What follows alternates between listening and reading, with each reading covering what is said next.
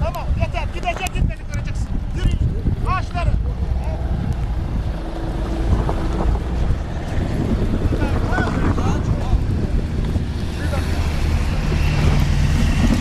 Saklan git, hadi hadi saklan.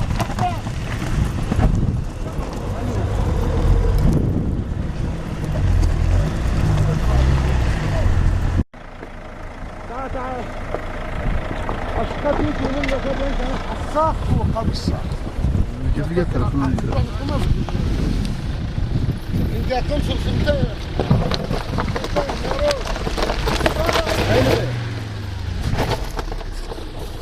عمول بيني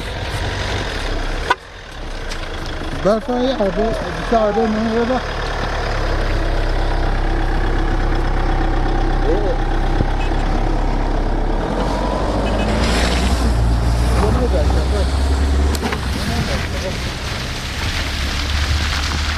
هذا ما حاوزك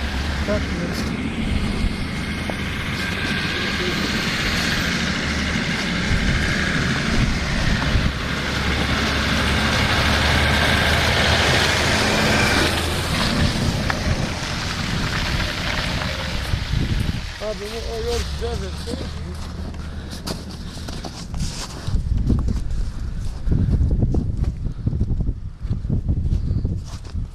الله اكبر وش كان قبل فيدنا؟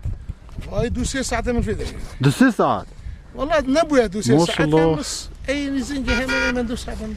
Bir tepkiniz var mı bu şeyle ilgili, yolla ilgili? Vallahi tepkimiz var. Eman gitme kaldılar.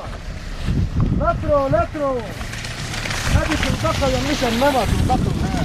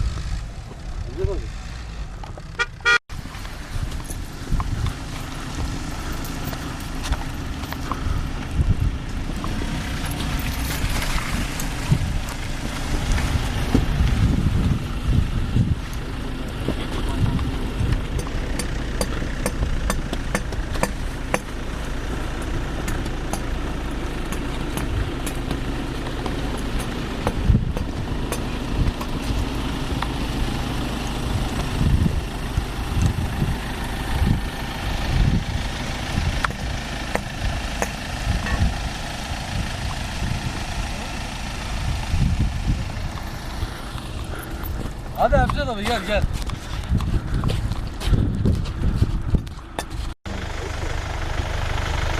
Kaza mı yaptınız abi?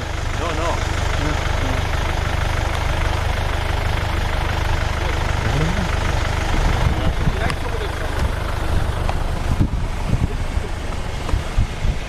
Hacı durumlar nasıl?